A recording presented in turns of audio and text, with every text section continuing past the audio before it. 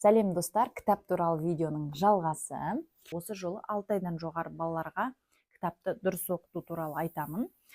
Жалпы біз кітапты не үшін оқытамыз? Баланың сөздік қорын көбейту үшін, түсінігін қалыптастыру үшін, тілін дамыту үшін, кітапқа деген қызығушылығын ояту үшін оқытамыз. Кітап оқытып жатқан кезде ата-аналардың жіберетін қателігі, ертегі кітаптарын алса да, сол ертегін оқып береді.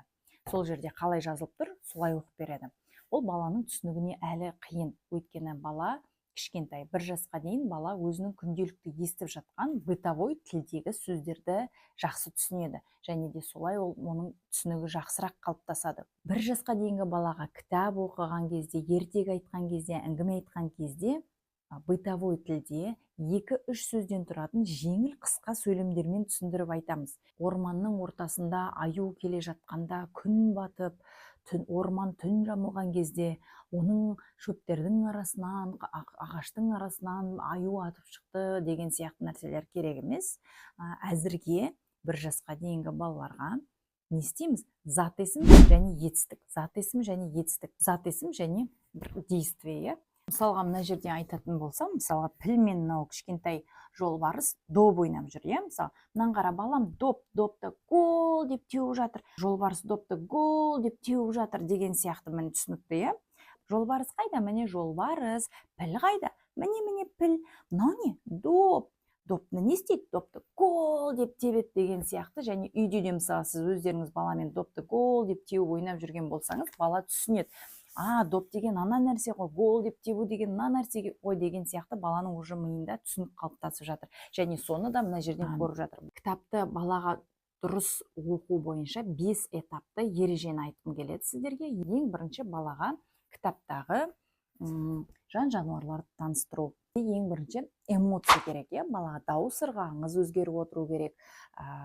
Түріңіз, бет-әлпетіңіз, эмоцияңыз, даусыңыз бәрі өте маңызды. Сіз сол арқылы баланы кітап оқуға қызықтырып шақырасыз, баурап аласыз. Баланың сіздің қасыңызда тапжылмай тыңдап отыруына да сіздің осы жердегі эмоционалды байланысыңыздың маңызы өте зор. Мынау не? Мынау піл. Піл не істейді? Мынау не? Мынау жолбарыс. Жолбарыс не істейді? Олар доп ойнап жатыр. Доп қайда? Міне доп. Допты не істейді? Гол дейді. Тағы да мына жерде кішкентай арыстанның баласы.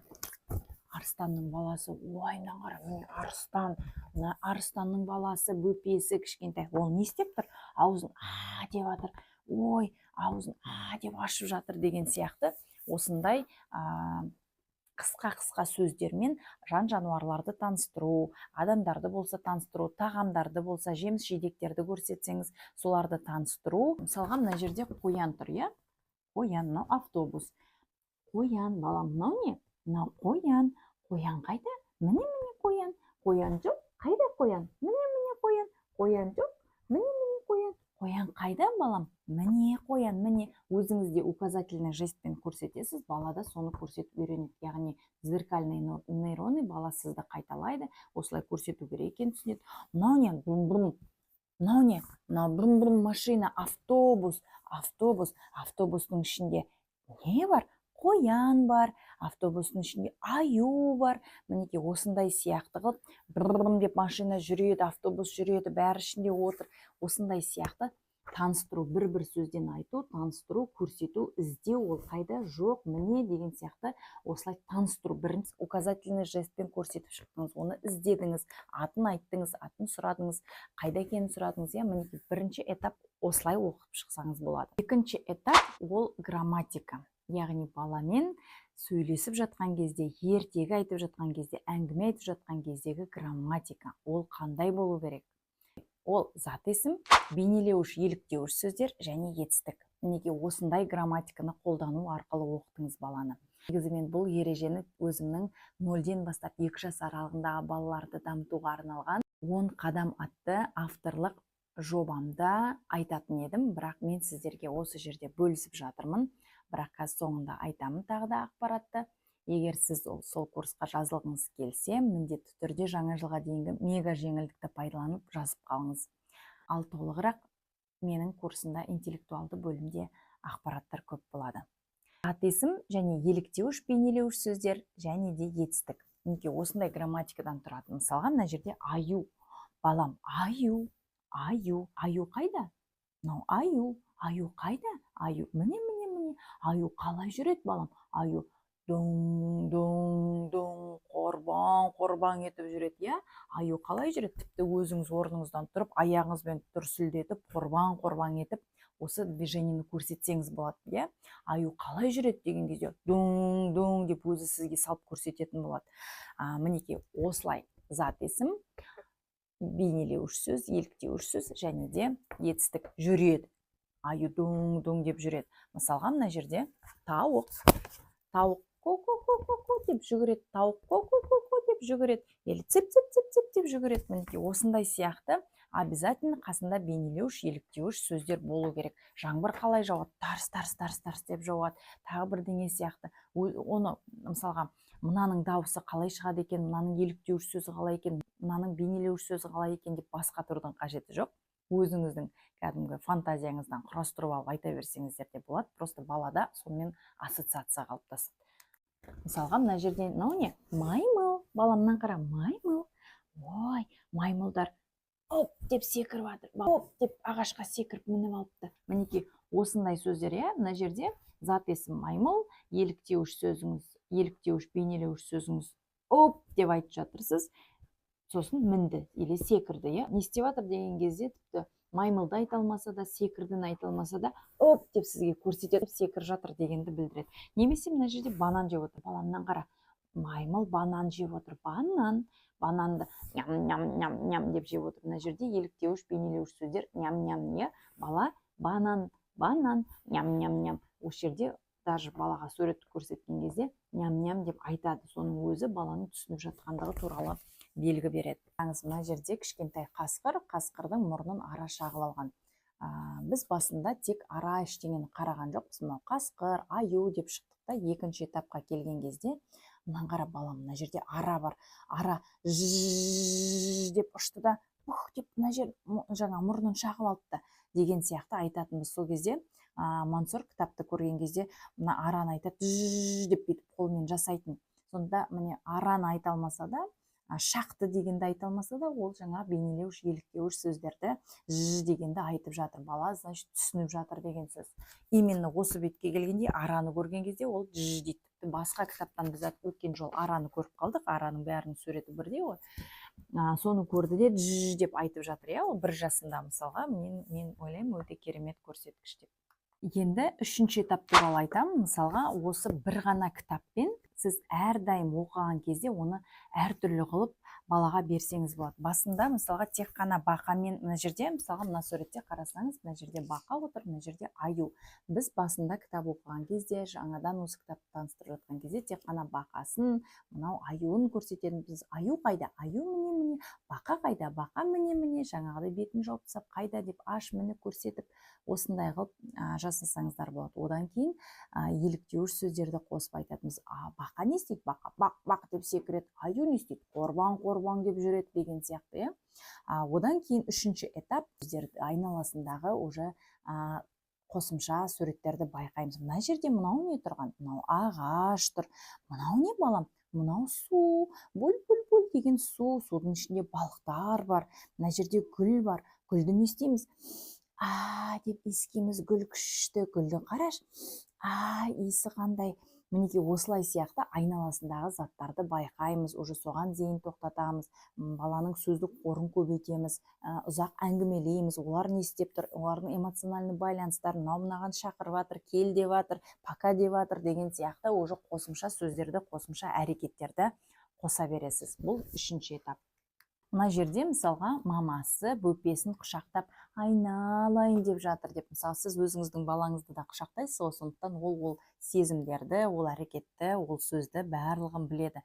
Мына мамасы, мына бөпесін айналайын деп құшақтап жатыр. Міне осы картинаны Мансұр өте жақсы көреді. Именно осы кітапты барып алып келеді, осы бетін ашып жібереді де, мені келіп деп құшақтайды, айналайын деп айта алмаса да жабысып құшақтайды. Мінекей өте күшті. Одан кейін біз осы картина иттерді, мысықтарды бәрін айтатынбыз. Одан кейін мына жерде отыр, креслода отыр, кач деп ойнады, качаться етті деген сияқты. Осылай қосымша сөздерді көбейтіп, суреттің барлығын бейнелеп, әдемілеп айта бересіздер. Баланың түсінігі қалыптасып, баланың сөздік қоры көбейетін болады. Төртінші этап, осы жаңағы сіздердің оқып жүрген кітаптарыңыздан алып, енді сіз сұрақ қоясыз. Балам, мынау кім? Мынау не істеп жатыр? Мама деп айтады. Мынау кім? Бөпесі деп айтады. Мамасы мен бөпесі не істеп жатыр, балам десең, айналайын деп айтып жатыр. Мына жерде тағы да бір сурет бар еді ғой. Жерде мысалға балық, балық судың ішінде жүзіп жүр. Балық не істейді, балам? Балық буль деп жүзеді. Мысалға әрекет бар, дыбысы бар, звукоподражание, жаңағыдай еліктеуіш, бейнелеуіш сөздер бар. Мінекей бала соны қайталайды. Мысалы, мынаны балық деп, мен балам қазір енді сөздерді айтып жүр. Өздеріңіз инстаграмда көріп жүрсіздер, жайлап бастап сөздерді айтып жүр. Ұқсастырып айтады, дәл таза айтпаса да ұқсастырып айтады. Және де звукоподражаниені, еліктеуіш, бейнелеуіш сөздерді біледі. Мына бетті ашқан кезде балық буль деп айтады мысалға, баланың тілінің де тез шығуына көмектеседі. Осылай мен берген методтармен оқытсаңыз, осылай айтсаңыз, балаңыздың тілі тез шығатын болады. Мысалы, мына жерде қасқырлар. Мынау қасқыр не істеп жатыр? Қасқыр у деп ұлып жатыр, Қасқыр не істейді? Қасқыр у деп айтады. Мысалға, міне суретте басын көтеріп, қасқыр ұлып тұр. Сондай сияқты әрекеттерді, звукоподражаниені сөйтіп көрсетеміз, Бесінші этап, баланың оқып жатқан кітабы және баламен арасында интерактивный байланыс болу керек. Оны қалай жасаймыз? Мысалға, сіз оқытып жатқан кезде, мынау мысық, мынау топ, мынау тышқан, мынаны қара, тышқан қайда жоқ деп қана қоймайсыз. Бесінші этапты іске қосасыз. Бала, мынаны қара, тышқан не істейді? Деп жүгіреді. Мына кітаптың үстімен жүгіріп келеді де, сіз оны баланың үстінен жүгіртіп алып кетесіз. Мына тышқан былай аяғын жыбырлатасыз, қолын жыбырлатасыз, мойнына жыбырлатасыз, басына, бала қытыққа келеді. Сондықтан келесі жолы мына кітаппен байланыс, интерактивный байланыс болған кезде кітап оживляется, кітап тіріледі. Бала оны қызықтайды. Қазір мына бетіне келген кезде сіз сөйтіп ойнататын күтіп отырады. Және де келесіде осы бетті ашып қалған кезде сізге деп өзі айтып, сізге қарай өстіп келеді. Өте күшті біз сөйтіп оқимыз. Жаңағы осы тышқан бар, одан кейін жерде ара бар. Мына суреттегі жаңа араны да солай, ара деп мұрнын шағып алды.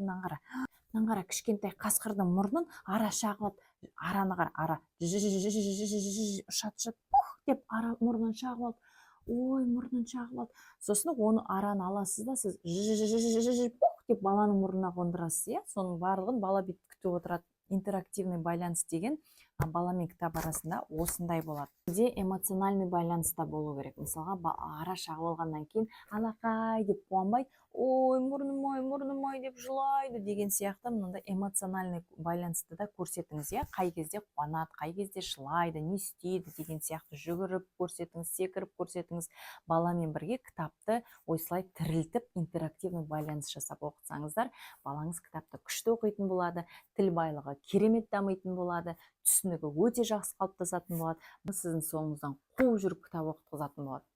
Және тағы да маңызды ереже, кітаптың жиналып тұратын орны болу керек. Үйде бір зона болу керек, кітабы сол жерде үнемі жиналып тұру керек, және де кітаптың барлығы осылай бетімен балаға қарап тұру керек. Монтессори әртүрлі кітап сөрелері бар, Wildpress-тен, Каспиден жазсаңыздар шығады. Барлығы баланың қол жетімді жерде тұру керек, және де осылай кітаптардың барлығы жаны мен емес, былайдан былай, мінекей, былай емес. Бала оқи алмайды, бала көрмейді. Баланың кітаптарының бәрі 6 жасқа дейін мінекей осындай күйінде сақталу керек. Осылай көрініп тұратын болу керек бетімен. Бала өзі қай кітаптың ішінде не бар екенін біледі, қай кітапты оқысы келген кезде бала өзі әкеп береді. Кітап оқып болғаннан кейін балам, жүр кітапты орнына қойып жинаймыз деп көрсетесіз. Балам, кітапты алайық десеңіз, үнемі сол жерден барып аласыз, бала оны жаттап алады. Мысалға, қазір Мансұр бір жаста өзі кітабын барып, үнемі кітап оқысы келгенде сол жерден барып алып келеді. Мен, например, ойнап отырамын да, кітап оқыту керек кезде, балам бар, кітабыңды алып кел десем, жүгіріп барып сол жерден кітабын, өзі ұнатқан кітабын алып келеді. Сосын болғаннан кейін кітабыңды барып жина, орнына қой десең, сол жерге апарып уже қояды. Балада мінекей осындайда түсінік қалыптасады. Сондықтан осындай маңызды ережелерді естеріңізге сақтап қойыңыздар. Және де кітап оқуға қатысты әртүрлі сұрақтарыңыз туындайтын болса, баланың жасына сай әртүрлі, сонда да балам кітап оқымайды, бәрібір де кітапқа қызықпайды деп жатсаңыздар, ол жерде негізінде түрлі ескеретін моменттер бар. Баланың темпераменті, баланың қабылдау каналдары, аудиал ма, визуал ма, кинестетик па, осының өзі де маңызды рөл ойнайды. Және де сенсорика тұрғысынан гипер немесе гипотип па, оны да анықтау керек. Оның барлығы өте маңызды факторлар, баланың обучениесіне барлығына әсер ететін маңызды факторлар. Оның барлығы мысалға зрительный, гиперчувствительный балаға бытқыштыққа суреттері бар нәрселер, оның фокусын, оның вниманиесіне әсер етеді. Есту жүйесінде гиперчувствительный балаларға адамның дауысы өте әсер етеді. Гипертип болса, бала әртүрлі осындай пищащий, қатты громкий дыбыстарды жақсы көрмейді, оларға қоңыр дауыс керек болады. Ал гипотиптер болатын болса, оларға дауыстың ырғағы, дауыстың мысалға күштілігі, оның барлығы маңызды рөл атқарады. Неге әр баланың осындай әртүрлі өзінің ерекшеліктері болады. Соны анықтап, соған сай әрекет ету өте маңызды, ата-ананың басты парызы мен міндеті. Сондықтан осы туралы ақпараттың барлығын толығымен развернутым виде мен өзімнің 0-ден бастап 2 жас аралығындағы балаларды дамыту бойынша 10 қадам атты курсыма енгіздім. Сол жақтан қазіргі таңда жаңа жылға дейінгі аралықта мега скидкамен бірнеше курстарымды қатарынан ала аласыздар. Ол туралы менің инстаграм парақшама өтіп, дайректіме өтіп жазсаңыздар болады. Төменде WhatsApp-қа да сілтеме бар, сол арқылы өтсеңіздер де болады. Мен сіздерге кері байланыс беретін боламын. Ата-ананың ой, мен балам кітапқа қызықпайды, кітап оқымайды, балам андай, балам мындай деп балаға жауап тастап, жауапкершілікті балаға сілтеп тастауға болады.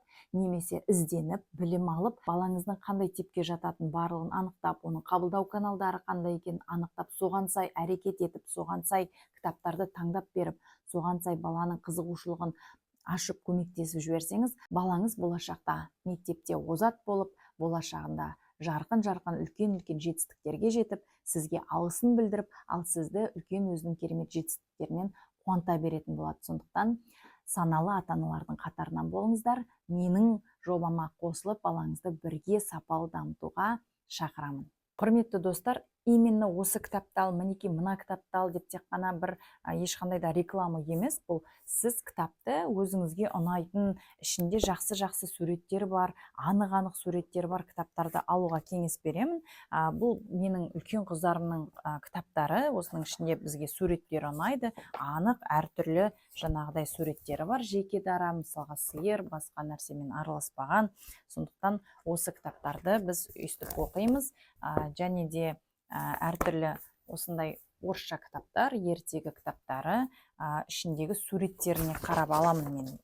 Сосын сол суретте мына жердегі ертектердің кейбіреулерін тіпті оқымағанмын. Мен дәл сондай қылып айтып беріп жатқан жоқпын. Мен өзім құрастыра берем, суретке қарап, суретте не болып жатыр, соны айтам балаға, сол маңыздырақ қазіргі таңда. Содан кейін мынау кішкентай тілмаш дейді, 1000 теңге тұрады екен. Мен баяғыда 11 жыл бұрын алған кітаптарым. Бұл жерде мысалы мынандай керемет суреттері бар екен.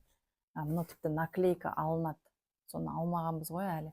Мынау доп, мынау машина, бұрым, мынау велосипед, мынау кукла деген сияқты. Мына жерде аю, мінекей.